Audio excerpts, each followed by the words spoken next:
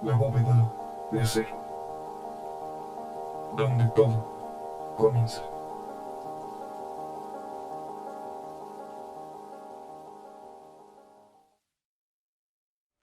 Bienvenidos de vuelta a La Bóveda de Acero, el podcast en donde se habla un poco de todo, llegando a tus oídos desde la ciudad de Guadalajara, Jalisco, México. Yo soy tu host, Manuel Sepúlveda, y estarás escuchando mi voz durante tu recorrido en esta gran bóveda. Episodio 7 de la segunda temporada. Qué rápido pasa el tiempo. Agosto del 2020, no lo puedo creer. Ya estamos en agosto. Así como nada, llegó el fin de año ya. La recta final. Hay que aceptarlo, es la recta final. Pero vaya, ¿qué año ha sido? Muchos proyectos, muchos acontecimientos, tiempos extraños. Yo siempre he dicho que son tiempos extraños para vivir. No tanto tiempos malos, sino tiempos extraños. Simplemente no estábamos acostumbrados a muchas cosas en tan poco tiempo. Pero en fin, aquí estamos, a la bóveda, el lugar donde puedes escapar, donde puedes escuchar un montón de cosas y distraerte un rato de la realidad, porque la realidad, aceptémoslo, es abrumadora. La realidad es a veces demasiado estresante, así que necesitamos un pequeño escape de todo eso. Así que bien, ¿qué vamos a tener en esta bóveda de acero este día? Pues bueno, en cine vamos a tener una discusión sobre animales fantásticos. Si tú eres fan de Harry Potter, seguramente ya viste estas películas, Animales Fantásticos y dónde encontrarlos. Vamos a ver cuáles son, por lo menos, mis mayores problemas con la secuela que se hizo de esta película y hacia dónde va dirigida la saga. Por otro lado, en música tenemos a una banda grandiosa que es Led Zeppelin. Vamos a hablar de cómo Led Zeppelin se inspiró muchísimo del blues clásico de Estados Unidos para crear su propio sonido y que pues muchas veces le ha traído muchos críticos, así que veremos la relación de Led Zeppelin con el blues.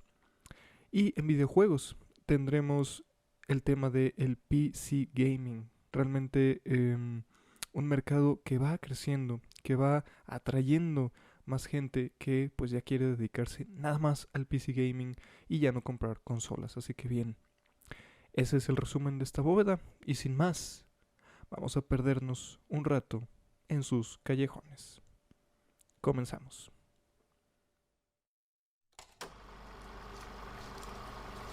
Séptimo arte.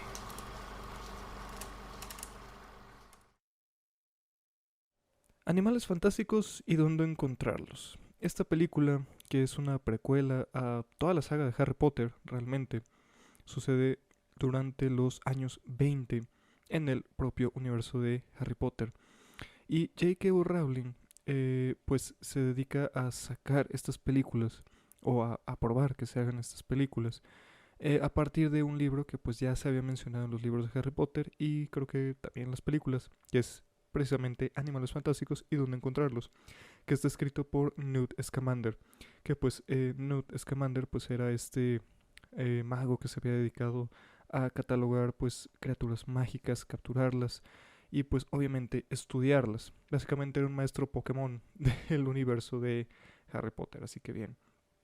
Eh, J.K. Rowling no solo decide sacar esta, estas películas, sino que también se involucra directamente en el proceso de producción. Ya podríamos decir que Animales Fantásticos son más sus películas, porque recordemos que todavía las películas de Harry Potter no eran, es decir, sí estaba ella involucrada, pero ciertamente Warner Brothers tenía la última palabra, el estudio tenía la última palabra. Y ya con estas nuevas películas, pues Warner Brothers ya se aparta un poco, ya saca sus manos un poquito de esa saga y le dice a J.K. Rowling, pues bueno, esta es tu saga, tú puedes hacer lo que sea, tú vas a hacer los guiones, etcétera, etcétera, etcétera. Pero bueno, entonces nos entregan una primera película que es bastante entretenida. Yo debo confesarlo, no era muy fan de Harry Potter, no había visto todas las películas, pero fui a ver Animales Fantásticos y pues realmente me llevé una grata sorpresa. Creo que Animales Fantásticos, la primera película, es una película bastante bien desarrollada. Tiene arcos muy interesantes, sobre todo el de Newt. Creo que es un personaje pues muy bien representado y bueno, también está representado por el fabuloso Eddie Redmayne, que pues la verdad es un gran actor. Creo que la personalidad de Newt es bastante clara. sus objetivos y cómo Newt realmente es simplemente un catalizador para muchas cosas que pasan dentro de la película, pero eso no le hace perder importancia. Tenemos obviamente a los personajes de apoyo, tienen gran química, diría yo, se desarrolla una gran química entre ellos y sobre todo pues cada uno tiene su propia historia que contar. Y durante toda la película vemos cómo se desarrollan sus personalidades, cómo nos van dando a entender hacia dónde va cada personaje y sobre todo también nos dan a entender mucho más del universo de Harry Potter porque creo que esta película ya se centra más en los aspectos políticos, por así decirlo, del universo de Harry Potter. Es decir, ya vemos al Consejo de Magia más de cerca, ya vemos también cómo se manejan internamente, cómo son los rangos ahí, las jerarquías, cómo ahora sí que los magos tienen sus maneras de trabajar, etcétera.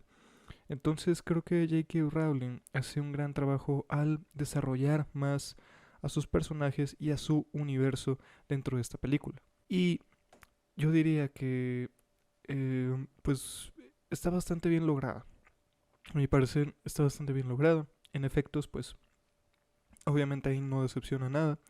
Si los efectos de la saga original de Harry Potter nos habían gustado, pues estos yo creo que son todavía mejores, pues gracias a la tecnología y todo esto que pasa. Tal vez lo más débil que considero yo de esa película es tal vez los villanos. Colin Farrell hace de malo. Ciertamente, pues no me parece un villano muy memorable, sinceramente. Me parece un villano un tanto genérico, pero bueno, cumple su propósito y al final de cuentas él no es la parte central de la película. Eso sí, la revelación que se da al final de que pues realmente Colin Farrell no era Colin Farrell, sino que era Johnny Depp. Así o sea, es la película en donde Colin Farrell es en realidad Johnny Depp.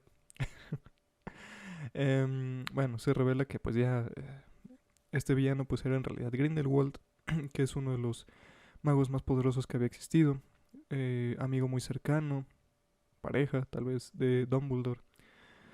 Y también pues era como el gran malvado del universo de Harry Potter antes de que llegara pues Voldemort. Así que bien, creo que pues sí, en ese departamento la película se queda un poquito débil. Ezra Miller hace un gran trabajo como su personaje de Credence. Creo que sí hace un buen trabajo al representar a este muchacho que pues no sabe qué hacer con tanto poder, que está confundido, que sufre de abuso. Me gustó mucho esa parte de su personaje que lidia mucho con el abuso, que lidia mucho con traumas, no solo físicos, sino psicológicos. Creo que en ese aspecto J.K. Rowling hace un gran trabajo en ese guión, hace un gran trabajo en desarrollar esa parte psicológica de un personaje y creo que eso es muy difícil hacerlo en, ahora sí que en un largometraje.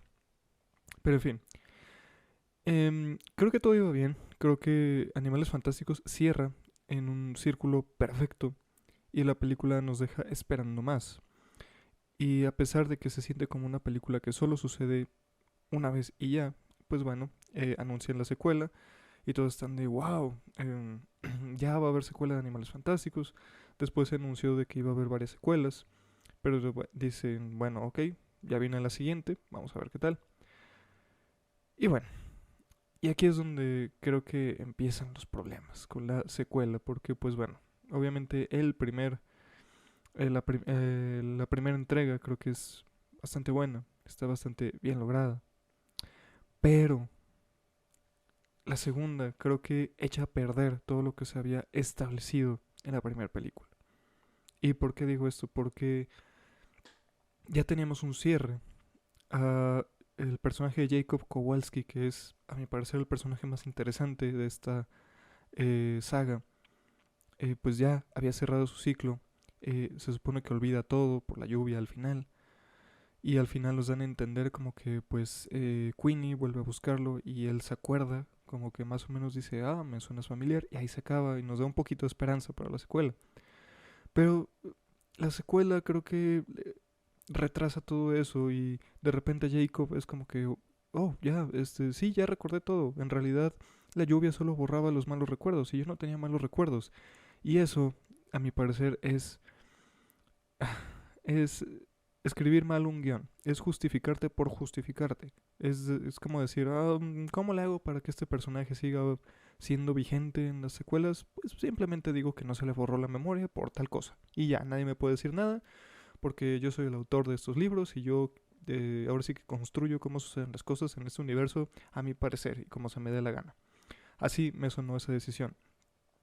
También después tenemos a... Creo que Newt es el personaje que menos cambia, pero realmente lo vemos haciendo exactamente el mismo. Y sobre todo Newt me parece ya un personaje un tanto innecesario en la trama en general.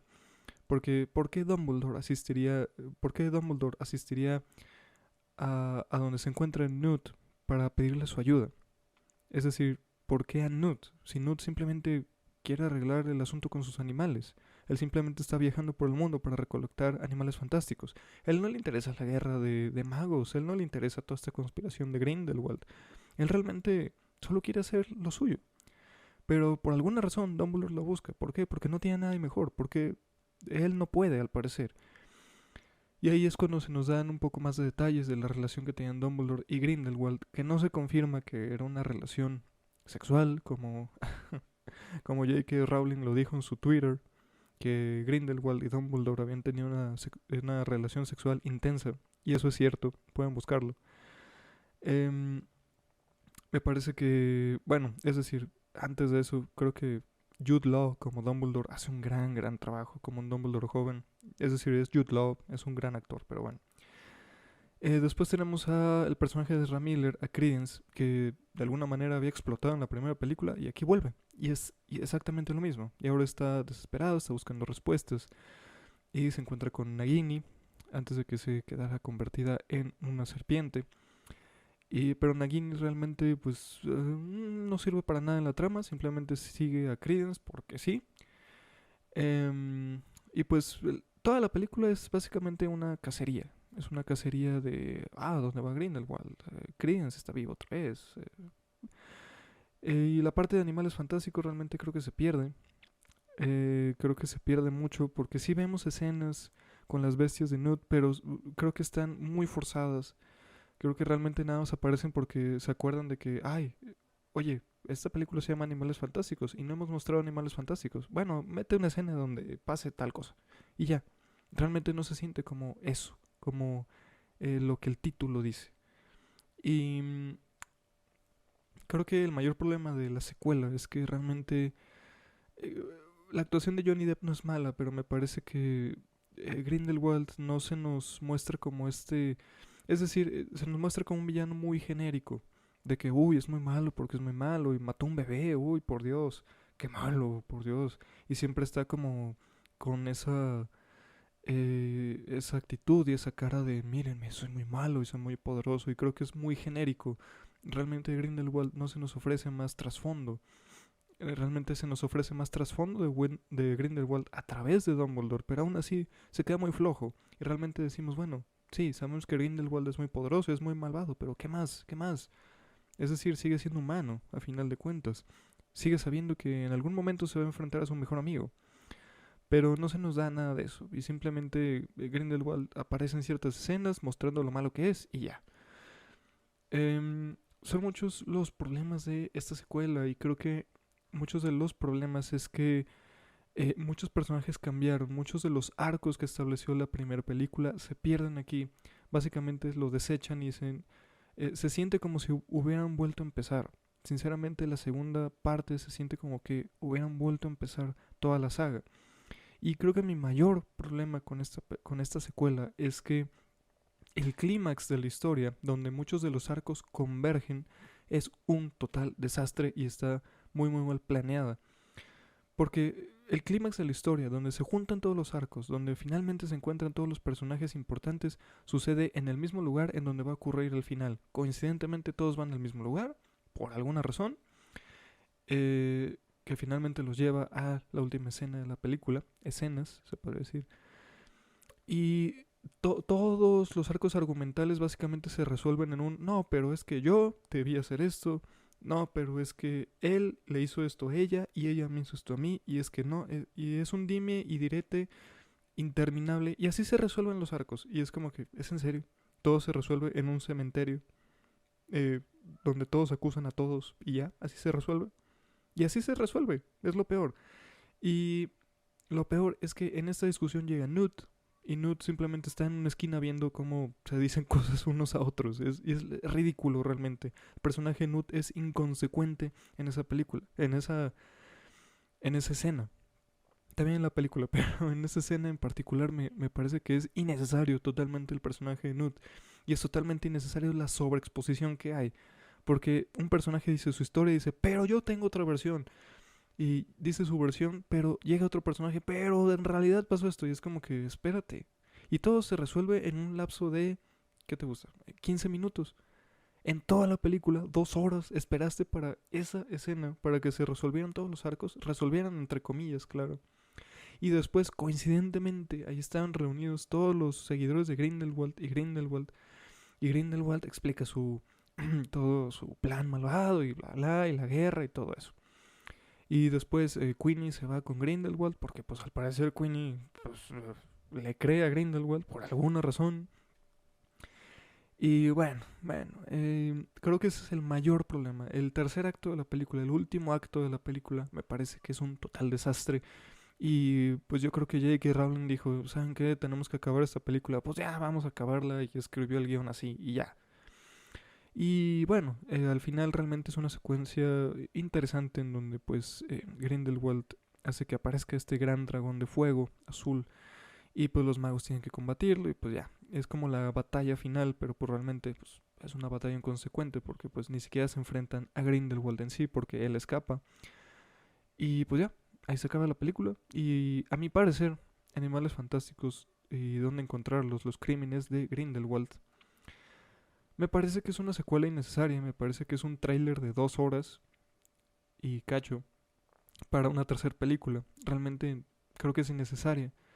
Creo que J.K. Rowling no tomó riesgos y creo que simplemente es una película para decir que va a haber 4 secuelas más. Básicamente es eso. Espero que la tercera película no sea igual que la segunda. Espero que J.K. Rowling y el estudio obviamente aprendan de esos errores y que pues la gente realmente pues fue a ver una secuela que avanzara la historia de los personajes y que avanzara sus personalidades y sus arcos argumentales y que no los volviera a hacer lo mismo, que no volviera a reciclarlos y básicamente empezar otra vez de cero. Y bueno, ya se me pasó un poco hablar del final de esta segunda película en donde se nos revela que Credence es en realidad un Dumbledore. Y a mi parecer eso también J.K. Rowling se lo saca de la manga y dice, ah, es que él es un Dumbledore. Oh, por Dios, no sabíamos. Pero se me hace que ya es nada más sacar revelaciones por sacar revelaciones. Realmente no creo que tenga un impacto. Realmente creo que ya J.K. Rowling simplemente quiere hacer que todo sea así súper revelador y agregar nuevas partes a su universo y todo, pero no creo que sea necesario. Creo que si realmente quieren hacer una saga de 5 películas o más, creo que tienen que tomar pequeños pasos y avanzar todo eso lentamente para que finalmente en la quinta película todo, eh, ahora sí que nosotros cobremos como fanáticos, como audiencia, cobremos esa expectativa y digamos, wow, qué padre que construyeron todo esto a través de 5 películas y finalmente tenemos este clímax impresionante. Y no que en la segunda película digan como que, bueno, sí, en la primera película pasaron estas cosas, pero en esta segunda no les hagan caso, porque todo se revierte. Y creo que ese es un gran problema de J.K. Rowling. Y en general, cuando a los autores les das mucho poder, cuando a los autores les das mucho poder sobre sus creaciones, sobre guiones, sobre direcciones que deben de tomar sus adaptaciones a gran pantalla, creo que ahí se pierde mucho de la esencia, ahí se pierde control, ahí se pierde calidad incluso en las propias películas y en los propios guiones. Porque ya le dieron todo el poder a J.K. Rowling y ella puede hacer lo que sea con esas películas. Y J.K. Rowling no es cineasta, es autora de libros, es escritora. E incluso como escritora ha cometido varios errores, porque sigue agregando cosas a su universo de Harry Potter fuera de los libros, por medio de tweets, como el hecho de que Dumbledore, no, es que Dumbledore y Grindelwald eran pareja homosexual, en realidad Dumbledore siempre fue homosexual, y luego cambia de raza a a varios personajes cuando pues en los libros ya se había establecido que eran de tal y cual manera y cosas así. Y es cuando un autor pues realmente pierde control de su propia creación y ya empieza a agregar cosas porque sí, y empieza a agregar cosas nada más para pegarse a ciertas minorías, a ciertos públicos. Y pues eso está muy mal, porque un autor tiene que ser fiel a su creación. Y si realmente le importa su creación, pues delega a otros hacer adaptaciones, delega a otros que sepan realmente escribir guiones y dirigir películas, porque uno como autor pues no va a saber de dirección, no va a saber de producción de películas. Tal vez sepa escribir un guión, ciertamente, pero no va a saber cómo llevarlo a la gran pantalla, no va a saber cómo manejar esos arcos argumentales en la gran pantalla. Y creo que eso fue un error del estudio, pero bueno, esperemos realmente que tengamos una secuela, una tercera película de Animales Fantásticos que realmente valga la pena, en donde hayan aprendido estos errores, en donde los arcos argumentales ahora sí vayan hacia adelante y no hacia atrás, donde realmente el talento de los actores se aproveche. Realmente hay grandes actores, hay grandes actuaciones que creo que muchas veces se desperdician por estos argumentos tan pobres. Pero en fin, Animales Fantásticos. ¿A dónde irá esta saga? ¿Te interesa todavía? ¿Eres fan de Harry Potter? Pues bueno, ahora sí que solo nos dirá el tiempo hacia dónde va esta saga mágica.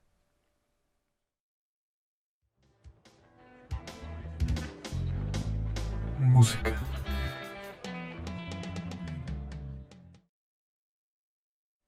Led Zeppelin y el blues. Led Zeppelin es una banda que últimamente en tiempos más modernos ha sido víctima de críticas. ¿Y por qué de críticas? Pues bueno, muchos han dicho de que no, es que Led Zeppelin realmente se fusiló o copió muchas canciones clásicas del blues, también muchas canciones clásicas del folk afroamericano. Y pues realmente no, que Led Zeppelin eran plagiadores y pues que no se merecen ese estatus de bandas legendarias porque pues no eran realmente creativos, etcétera, etcétera, etcétera. Y pues es curioso ver todas estas críticas más en la modernidad, que siempre han existido, pero en la modernidad se han dado más a conocer o han sido más vocales esas críticas porque pues simplemente la tecnología lo ha permitido.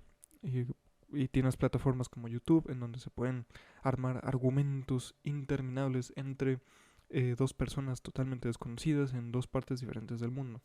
Pero bueno, em, creo que estas críticas de que Led Zeppelin plagió de alguna manera el blues, creo que son algo válidas, pero antes de que pierdas la cabeza, hay que aclarar que Led Zeppelin es una banda inglesa que se inspiró mucho en sonidos estadounidenses, en sonidos occidentales, en sonidos sobre todo de folk y de blues clásico.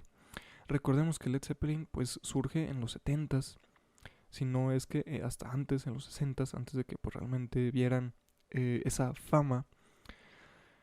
Y hay que recordar que también dos de sus integrantes pues tenían grandes influencias de blues. Robert Plant y Jimmy Page. Sobre todo Jimmy Page tenía muchas influencias de blues y lo podemos notar en cómo toca la guitarra.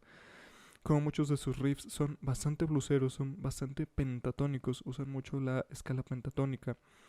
Y pues Robert Plant también tiene un estilo muy blusero de cantar, un estilo muy con mucha alma, con mucho sufrimiento, a veces en las vocales, porque pues realmente esa es una manera muy blusera de cantar. Si ustedes comparan, por ejemplo, el estilo de cantar de Robert Plant y de Janis Joplin, que Janis Joplin también era muy blusera, pues van a encontrar muchas similitudes en las técnicas que usaban. Sobre todo Robert Plant no solo tenía influencias de blues, sino también influencias de folk. Tanto pues que Robert Plant, una vez que ya se separó, ya que Led Zeppelin pues ya dejó de existir, Robert Plant incursionó en el folk e hizo varias grabaciones de este género. Entonces no es coincidencia.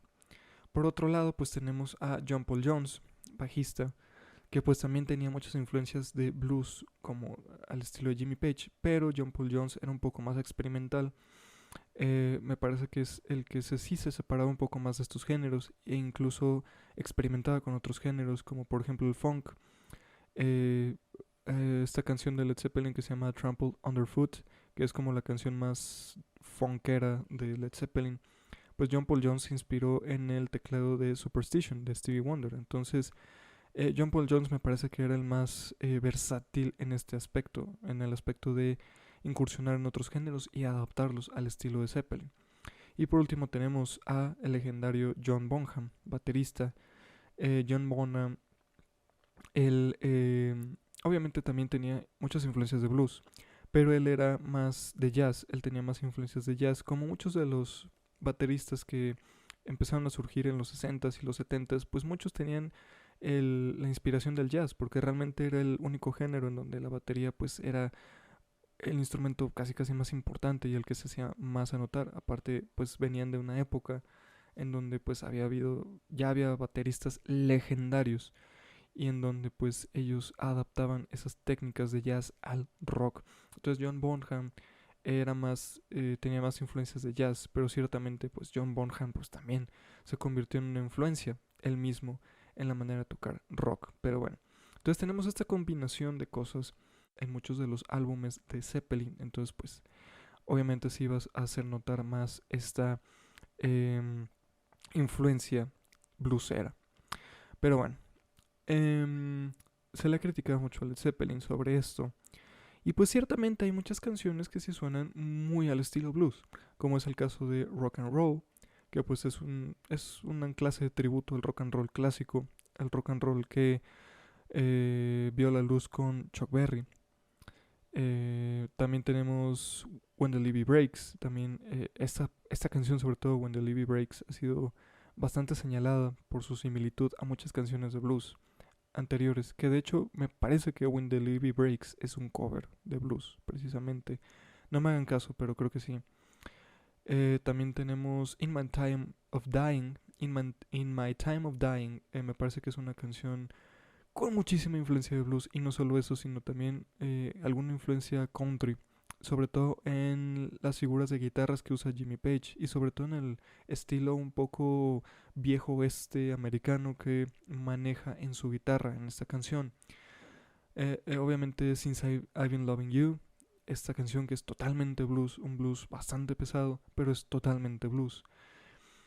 También podremos decir que muchos de los solos de Jimmy Page tienen mucha influencia de blues, porque usan mucha escala pentatónica. Y la escala pentatónica, pues recordemos que es la más usada en el género del blues. Simplemente creo que el ejemplo más claro de la escala pentatónica en el blues pues es B.B. King. B.B. King basaba prácticamente todos sus solos en la escala pentatónica. Claro está que el blues pues es mucho de sentimiento y al final no es solo la escala lo que le da ese color, sino pues es la propia creatividad del artista.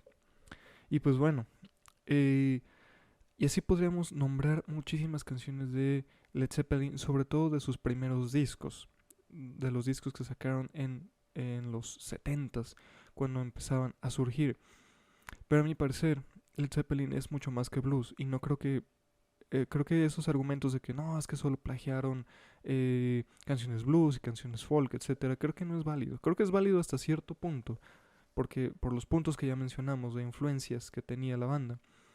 Pero me parece que evolucionaron a más de eso y nos regalaron grandes, grandes clásicos después de eso. Clásicos muy rockeros, incluso metaleros. Es decir, ya había mencionado Trample Underfoot, escúchenla, es una canción muy, muy funkera. Es una canción funk, casi, casi. Y es de Led Zeppelin. Y pues esa no tiene ninguna influencia de blues. También tenemos No Quarter, que es una canción pegándole más a la psicodelia, pegándole más a todo este movimiento como de, pues sí, de psicodelia, básicamente. También tenemos, bueno, por ejemplo, Black Dog es otro ejemplo de blues, otro ejemplo de rock clásico. Pero, por ejemplo, Immigrant Song, que es una canción, pues pegándole al heavy metal, si no es que es heavy metal, Immigrant Song. También tenemos la legendaria Stairway to Heaven, que pues Stairway to Heaven ya juega más con la creatividad de los músicos y también juega con pues todas estas composiciones épicas. Led Zeppelin se basa mucho también en libros. Por ejemplo, Ramble On tiene una línea que se refiere al Señor de los Anillos, que menciona Mordor directamente. Y creo que Ramble On, por ejemplo, es un gran ejemplo del folk inglés combinado con el rock que tocaba Led Zeppelin. Entonces, pues también es parte de su cultura, es parte de este folk inglés, de toda esta cultura inglesa que incorporan ellos, no solo estadounidense. Y así podría nombrar muchísimas, muchísimas canciones de Led Zeppelin. Y pues es difícil escoger una canción favorita de Led Zeppelin, porque realmente em, creo que fueron músicos bastante creativos. Fueron músicos que sí, a lo mejor han tenido sus críticas, como las críticas a Jimmy Page, de que no, pues es que es un guitarrista un tanto sloppy, es decir, que es un poco descuidado, pero al final era su estilo, y es su estilo, y por eso es legendario el señor Page. Robert Plant, voz del siglo, declarado por varias academias de música alrededor del mundo. Es decir, eso te dice mucho. John Bonham es recordado como uno de los mejores bateristas de rock, si no es que es el mejor baterista de rock hasta la fecha recordado, porque realmente revolucionó la manera en que se tocaba rock y tenía un pegue impresionante con un montón de peso. John Paul Jones pues también es recordado como uno de los bajistas más con más influencia en la historia y pues también un gran tecladista, hay que aclararlo, también era un gran tecladista y tenía melodías bastante interesantes, así que más allá de que hayan plagiado, que se hayan inspirado, que su técnica haya sido dudosa, por algo están ahí, por algo son legendarios. Tanto es así que, curiosamente, ahora una banda que se llama Greta Van Fleet, que realmente reciente estos chavos, pues se les acusa de haber plagiado directamente el estilo de Led Zeppelin. Y si ustedes escuchan a Greta Van Fleet, pues van a decir, esto es Led Zeppelin. Simplemente es con otra imagen, pero es Led Zeppelin. Y es curioso cómo se repiten los ciclos. Ahora Greta Van Fleet, esta banda, pues es acusada de copiar a Led Zeppelin. Pero creo que el caso de Greta Van Fleet es muy diferente, porque Greta Van Fleet me parece que sí copia totalmente el estilo de Led Zeppelin. La influencia es más clara que el agua. Y en cambio, el caso de Led Zeppelin pues es más dudoso y se da más a debate. Y aunque muchas de sus canciones también sean covers y se han inspirado mucho en otros géneros, pues realmente creo que el debate es totalmente diferente. Y pues Led Zeppelin ya existía y ya se establecieron como leyendas. Y si quieres copiar una leyenda, pues obviamente te van a señalar. Pero en fin, ¿qué piensan ustedes? ¿Les gusta Led Zeppelin? ¿Realmente piensan que esto afecta su imagen? ¿Realmente es un debate válido? Pues no sé, ahora sí que cada quien tendrá su opinión. Pero bueno, las leyendas, incluso las leyendas, se inspiran en otros.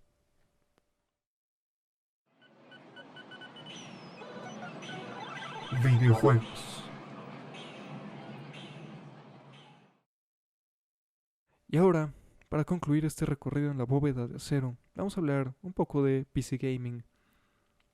El PC Gaming, pues vamos a poder decir, esta tercera vertiente, se podría decir, en el mercado de videojuegos actual, pues ha ganado mucha atención. Ha ganado mucha atención porque pues realmente se ha hecho más accesible. Las piezas de computadora se han hecho más accesibles. La manera en que se construye una computadora de manera ahora sí que personal, casera, se podría decir, pues se ha abierto a más gente, ya hay más tutoriales, la información ya está más disponible para la gente, que ciertamente hay que tener cierto conocimiento técnico de las cosas, pero incluso este conocimiento técnico se ha simplificado para la mayoría de los que pues quieren entrar a este mercado tan particular. Pero ¿qué lo ha hecho tan popular últimamente? Pues bueno, primeramente eso, ¿no? Que se ha hecho más accesible, las piezas, la información, etcétera. Por otro lado están las plataformas de videojuegos, principalmente Steam, que pues recordemos que Steam está en oferta pues casi siempre. Los juegos salen mucho más baratos que si los compráramos en alguna tienda de videojuegos. Eh, Obviamente pues todo es en formato digital, es mucho más a gusto pues simplemente decir, uy, este juego me llama la atención, lo voy a descargar y ya no tengo que salir, no tengo que hacer nada. Y pues aún mejor si está en oferta, si está en venta especial. Creo que pues eso es una gran ventaja. Y pues sí, hay otras plataformas, pero creo que Steam es la mayor contribuyente a el PC Gaming. Y pues ciertamente el PC Gaming pues nos ofrece pues mejores gráficas, nos ofrece más personalización, nos ofrece acceso a mods, modificaciones a los videojuegos, que pues muchos son gratuitos, si no es que son totalmente gratuitos. nos ofrece también acceso pues a datos escondidos de los videojuegos, que también existe esta vertiente de los data miners o los mineros de data, que se dedican a ver si que meterse a fondo a los archivos de los videojuegos para ver cosas escondidas, cosas que no se usaron, o desbloquear modos que pues están bloqueados en el modo normal, o niveles sin concluir, etcétera, etcétera, etcétera. Todo esto que los desarrolladores a veces pues dejan muy escondido, o que dejan simplemente ahí, no lo borran, y los jugadores lo encuentran. Entonces el PC Gaming, a mi parecer, lo que lo hace valioso es que es exclusivo. Es que ciertamente es exclusivo, pero que también es muy versátil. Puedes hacer cosas que con una consola no puedes, porque una consola está restringida en muchos aspectos. No solo en el aspecto de software, sino también en el aspecto de, a lo mejor, videojuegos, por las exclusivas de cada empresa, ya sea Nintendo, Sony o Microsoft. Me parece que el PC Gaming no creo que sea el futuro en sí. Y lo digo porque no todos van a poder comprar una PC. No todos van a tener conocimiento para armar una PC.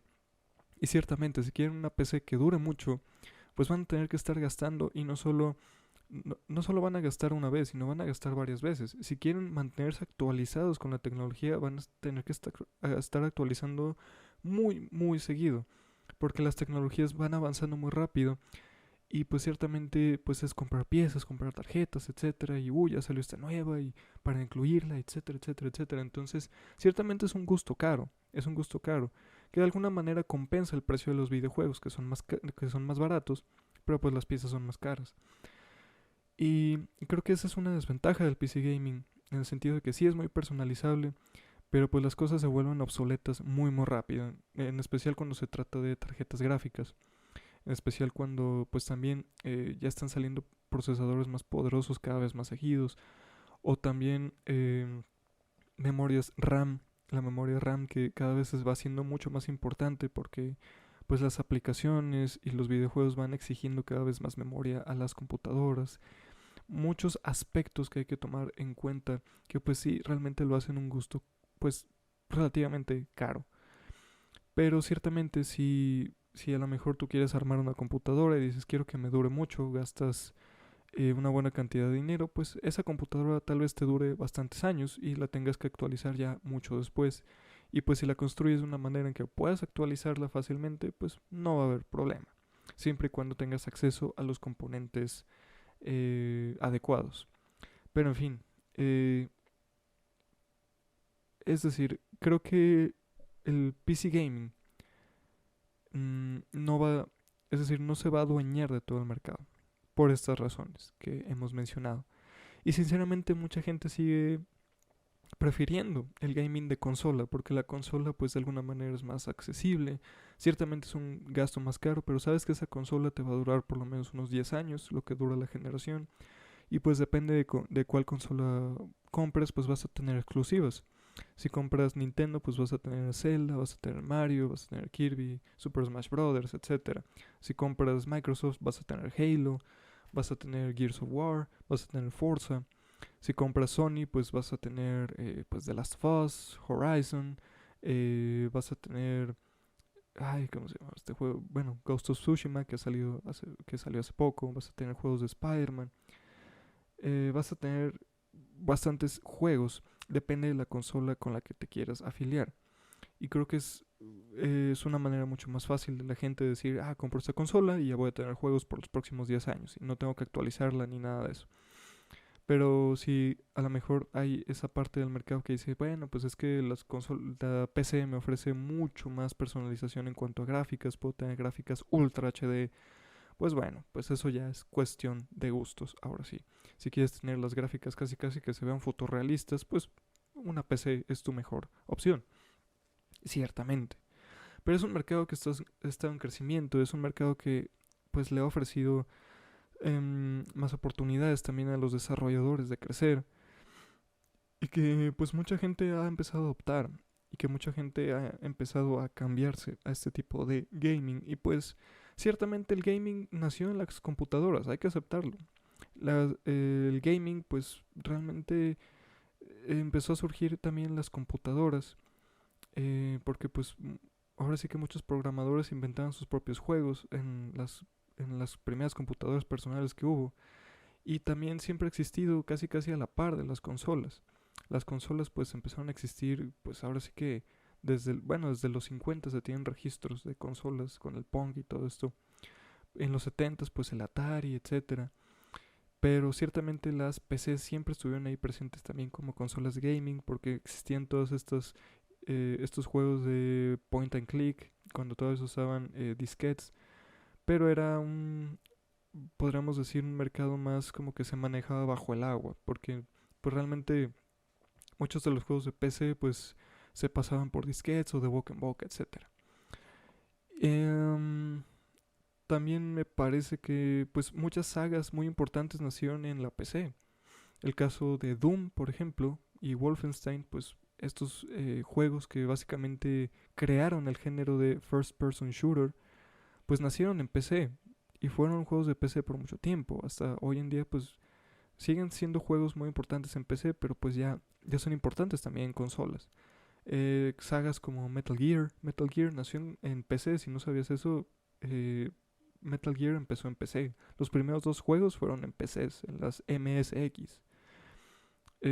Y así, muchos ejemplos.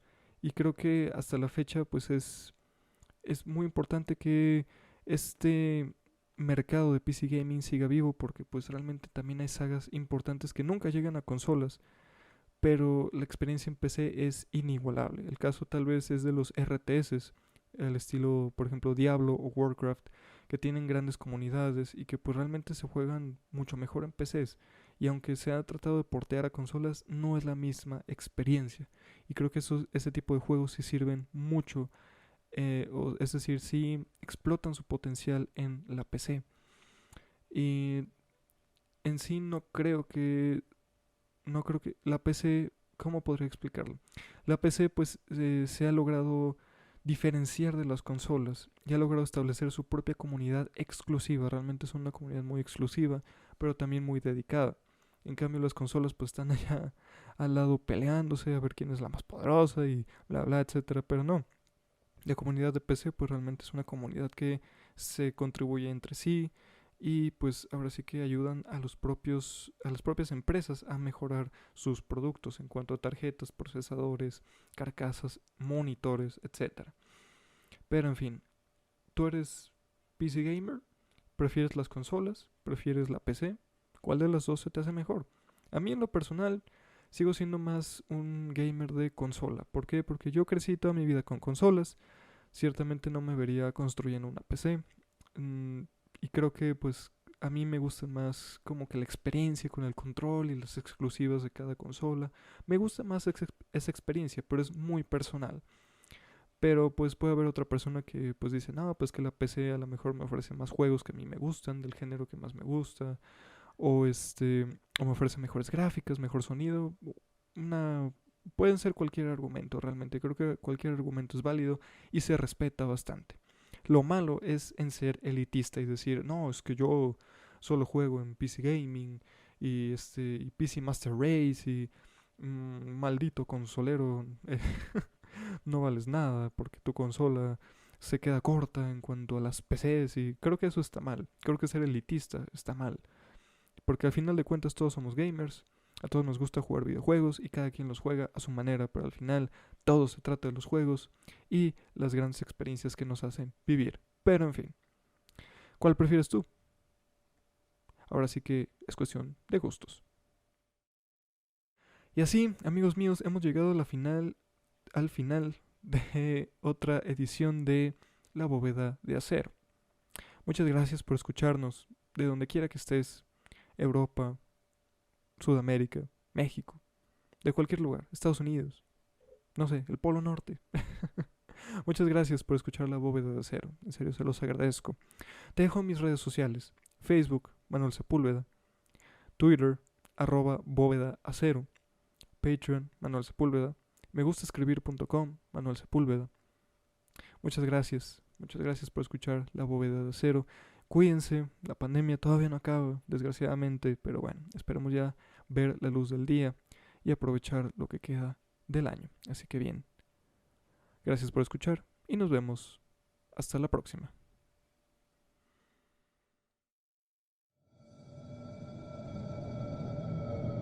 Dejando la bóveda de acero. Hasta pronto.